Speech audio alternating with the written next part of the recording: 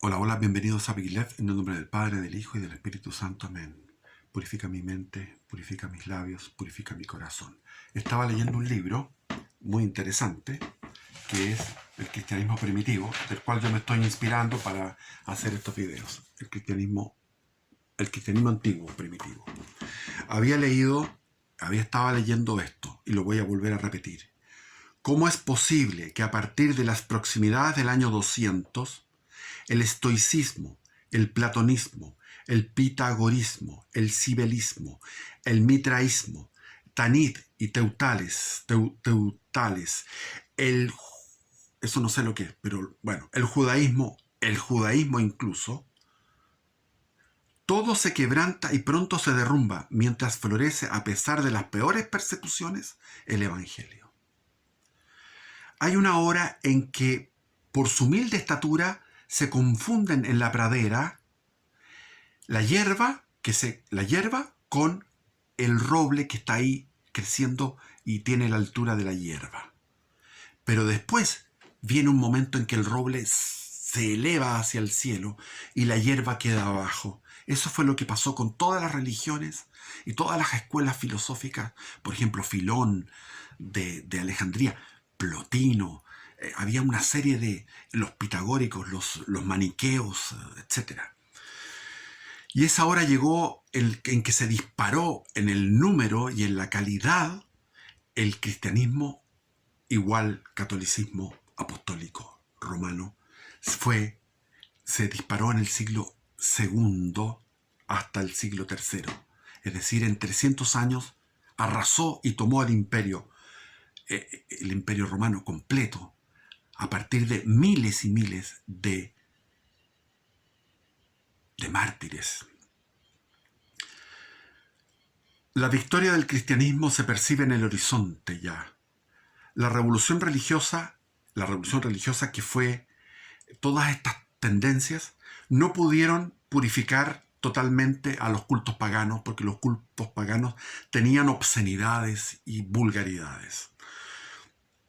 Por ejemplo, cuando tenían adoración a un cocodrilo, o cuando se prosternaban ante un falo. Los mismos ademanes y las mismas lacras que en apariencia son comunes a los cristianos y a sus adversarios, no significan siempre la misma idea, no expresan siempre el mismo sentimiento. La liberación, cuando está presidida por Apolo de Delfos, es la venta al dios de un cuerpo varón. No quiero seguir leyendo esto porque es un libro muy complejo. Solo el cristianismo, en fin, formula las tres doctrinas de amor cuya luz aporta a la razón que busca las soluciones que ésta exige. El alma que sufre, la paz de que está sedienta, la creación ex nihilo, que une directamente a Dios, el origen del ser, la encarnación, o sea, ex caritate, eso de que Dios se hace hombre y no tiene vuelta atrás. Lo mismo que el santo de Molokai, en una isla en Hawái, que San Damián de Molokai. Él llegó y no puedo seguir leyéndolo porque es una lectura difícil. No puedo. Interesante, me encanta, pero difícil transmitirlo por YouTube. Entonces, por ejemplo, San Damián de Molokai llegó en un momento determinado y dijo: voy a ir a una isla, en una isla que tú ibas a esa isla pequeña, donde estaban los leprosos. Y tú llegas a la isla y no puedes irte de ahí. Tienes que quedarte ahí, en la isla de los leprosos. Es lo que hizo en la encarnación nuestro Señor. Se metió en esta realidad, se encarnó en María, vivió la vida humana. Dice, mi delicia es estar con los hijos de los hombres, porque disfrutó la vida, disfrutó el vino, disfrutó el pan, disfrutó la compañía, las bodas, las fiestas, los encuentros, las tertulias, el club de Toby. Él santificó y sacralizó el club de Toby, que era con sus apóstoles y con sus discípulos. Ojo, que uno siempre piensa en los apóstoles, pero había alrededor de 500 discípulos de Cristo que bebieron de las fuentes y que transmitieron a otros también, que son los sucesores, que eran los obispos, los presbíteros y los diáconos. una iglesia ordenada, esa iglesia ordenada que surgió de Cristo, ordenada en jerarquía. Había una jerarquía y había un cuidar ese depósito, ese baúl de la fe, de la fe apostólica, que era la verdad frente a las herejías. Habíamos dicho eso, que la palabra católico surgió 20 años después de estar en los escritos de Ignacio de Antioquía como una manera de decir nosotros somos cristianos y somos cristianos católicos, universales y apostólicos porque queremos seguir la doctrina de los apóstoles. Y él había bebido de la doctrina de los apóstoles. Ignacio de Antioquía había conocido durante muchos años la instrucción de Pablo, de Pedro, y fue ordenado por Juan Evangelista. Entonces, esto comienza a agarrar todo el imperio y ahí vienen todos los padres de la iglesia que hablé en el video anterior. Y vamos a seguir. Hablé de Hermas. Hermas no fue incluido en la Biblia porque no era de un apóstol. Entonces se incluyeron los que eran textos nada más que de los apóstoles. Y San Lucas es el único que no es, de toda la Biblia, el único que no es judío y que no es apóstol. Pero en el fondo es Pablo el que está ahí. Y en Marcos no es apóstol, pero es Pedro el que está detrás de Marcos, en el Evangelio de Marcos. Y después viene una segunda generación que son los teólogos que son, por ejemplo, San Ireneo, el grande. Ireneo era un gigante. Ireneo se dedicó precisamente a combatir las herejías, Entonces, San Ireneo fue consagrado por San Policarpo. Entonces, Ireneo es la segunda generación. Están los padres apostólicos que vienen de los apóstoles y están los que vienen de los padres apostólicos, en este caso San Ireneo, que combate una serie de herejías. Entonces a mí les quiero decir que para mí tengo un problema en mi vida. Tengo hijos, tengo 6 hijos, de los cuales hay 3 que son protestantes. Y los protestantes, yo trato de explicarle todo esto y son duros. Y me acuerdo cuando el 1 de abril del año 91, cuando supimos la noticia de que había sido asesinado Jaime Guzmán, que había sido profesor mío en la universidad, lo conocí personalmente, tuvimos conversaciones intensas afuera de clases y estaba con 2 millonarios, empresarios, en un jeep por el barrio de Chinquihue, en Puerto Montt, que es un barrio industrial. Yo miraba las gaviotas y ellos hablaban de los canutos, pero refiriéndose a los comunistas, con ese término canuto. Y me pareció curioso. Sin embargo, con el tiempo me fui dando cuenta que los evangélicos tienen una similitud con los comunistas. Son iguales en su alma colectiva y en su alma individual. Son iguales. Entonces lo que ellos decían me pareció muy correcto. Estos que eran católicos neocatecumenales y empresarios millonarios. Entonces ellos hablaban de esto y para los que no entienden, canuto en Chile viene de Canut, que era un alemán de apellido Canut, que se dedicó a expandir el evangelio, o sea, la doctrina protestante, más bien pentecostal. Entonces, yo conocí a los comunistas muy bien porque fui uno de ellos y después cometí un adulterio tremendo porque estaba con 3 hijos, con una señora, con 2 hijos niños y tuve un adulterio. Durante 2 años viví la mentira de, del adúltero que vive vida paralela. Durante 2 años me dediqué, fui un experto en mentir y en engañar. Y eso, después de esos 2 años se produjo la ruptura del matrimonio porque mi mujer tenía su dignidad y dijo esto no puede ser y se separó de mí y yo terminé viviendo con la amante que era hija de un pastor evangélico. Entonces ahí yo me fui relacionando con los evangélicos porque quedé aislado de la otra familia que quedó en Santiago. Yo me quedé en la 8ª región, a orillas del río Biobío, y ahí en un pueblo conocí a los bautistas, a los pentecostales, al ejército evangélico, etcétera. Entonces, en algunos momentos sentí la experiencia de Dios en esos cultos.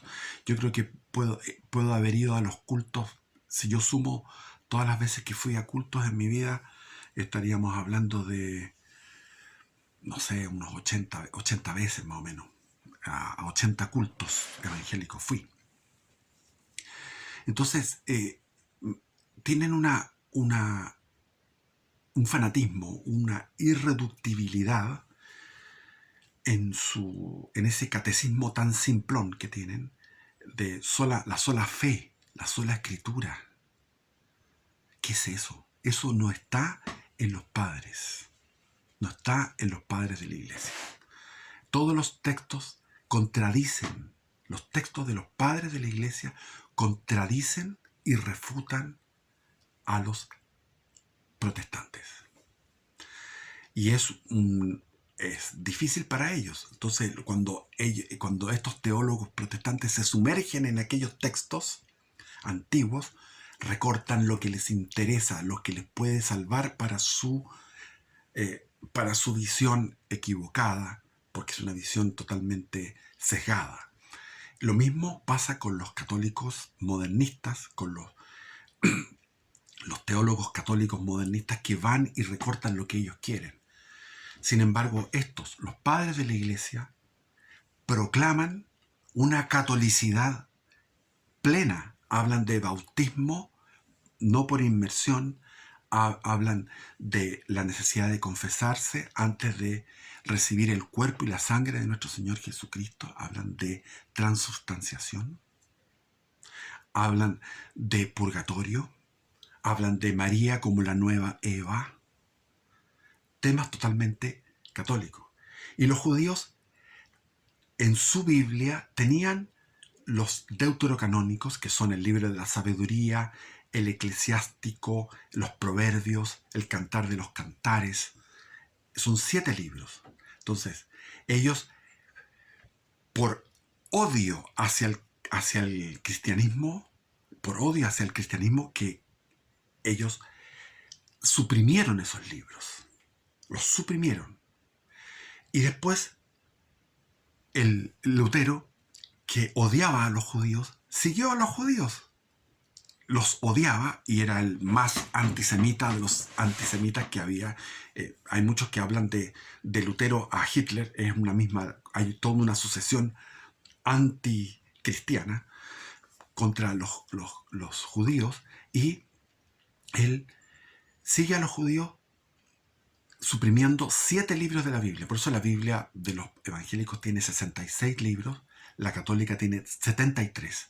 Entonces, todos estos libros deuterocanónicos, que se llaman ahora, a partir de 1566, se le llama deuterocanónico por un teólogo católico que los nombró así, Sixto de Siena, nombró eso en 1566. Pero antiguamente eran libros que están citados continuamente por los padres de la iglesia en sus escritos. No solamente por los padres de la iglesia, sino incluso por Cristo en los evangelios. Cita el libro de la sabiduría. Y esos libros fueron cortados y suprimidos de la Biblia evangélica, siguiendo la ruta de los judíos que odiaban a la iglesia, porque ya lo menciona San Juan, evangelista habla de la sinagoga de Satanás, es decir, la sinagoga de Satanás, los judíos no conversos, porque el judaísmo se partió en dos, se partió entre los que se fueron y fundaron el cristianismo y los que siguieron en el judaísmo, sufrieron la destrucción del templo, tuvieron una segunda insurrección mesiánica con Bar Kokhba en el año 130 y finalmente fueron dispersados por todo el imperio, por el oriente también. Estaban en distintos lugares, en la península arábica, en distintos lugares se dispersaron y siguieron con comenzó lo que es el Talmud. Y los judíos permanentemente fueron un factor muy negativo porque calumniaban a los cristianos frente a los romanos, los calumniaban por envidia, por odio, y muchos romanos creían eso, pensaban que los cristianos eran unos caníbales, eran los peores criminales, porque los cristianos proclamaban, los cristianos católicos, que son los únicos cristianos verdaderos, los que vienen de los apóstoles, ellos proclamaban que comían al cuerpo y bebían la sangre de Cristo, de su Dios. Entonces, eso era un escándalo para los judíos. Para los judíos también es un escándalo la Santísima Trinidad, porque ellos tienen una adoración de un Dios único. Y el cristiano tiene esa complejidad, la revelación tiene esa complejidad, que hay tres personas en un solo Dios. Y muchos evangélicos siguen a los judíos en el sentido de que si yo estoy rezándole a Cristo o estoy rezándole al Espíritu Santo, estoy cometiendo idolatría, porque tienen esa tendencia judaica. Entonces están, por ejemplo, San Justino era un apologeta filósofo. Él pasó por todas las corrientes filosóficas, fue pitagórico, platónico, pero él, como amaba tanto a Platón, lo metió dentro del cristianismo y comenzó ahí el cristianismo platónico, con San Justino. Y Platón a su vez conocía el Antiguo Testamento de los judíos, por lo tanto él llegó a Dios a través de la lectura del Antiguo Testamento y a través del raciocinio. Entonces, explicar esto de la generación, cómo Jesús es engendrado, es generado en la eternidad, como dice San Pablo en su epístola, no creado, sino que engendrado, cómo el pecado original es borrado mediante un milagro y cómo se produce una deificación del cristiano. El cristiano termina siendo deificado, participamos de la naturaleza divina. Entonces, para mí es muy difícil tratar con los evangélicos, porque por ejemplo el evangélico te dice Jehová. Eso a mí me revienta. Es como que a mí me dijeron, yo me llamo Felipe, me dicen Pipe. Cuando me han dicho Pipe, me carga. Mi padre se llamaba Guillermo. Yo no le digo Willy, no le digo Willy o Wilfredo, no. Se llama Guillermo. Y en la oración del Padre Nuestro decimos, santificado sea tu nombre, santificado sea tu nombre. Y los protestantes no santifican el nombre del Señor porque le llaman con un nombre falso, un nombre creado en la Inglaterra. Porque si uno ve cuáles son los países que más contribuyeron a ser anticristos, es Inglaterra, por sobre Alemania, por sobre Holanda. Holanda y Inglaterra y Holanda yo creo que están compitiendo como los dos lugares donde más se hizo crímenes contra los cristianos, los puritanos, los anglicanos, los calvinistas, el puritanismo calvinista. Es decir, en Alemania son casi la mitad de los crímenes en intensidad, en odio, en ferocidad, de matanzas, todo lo que fue la guerra de los 30 años, quedó devastada Alemania porque había alemanes católicos y alemanes protestantes que se enfrentaron durante 30 años en esa monstruosa guerra de los 30 años en el siglo XVII. Pero Inglaterra es la campeona y ellos inventaron esa palabra, Jehová. Y cuando conocí por primera vez a los evangélicos, los encontré extraños, ridículos, cómo zapateaban, como a través de una tensión corporal y imposiciones de manos y gritando para poder sanar, zapateando, realmente pateando el suelo. Lo encontré ridículo.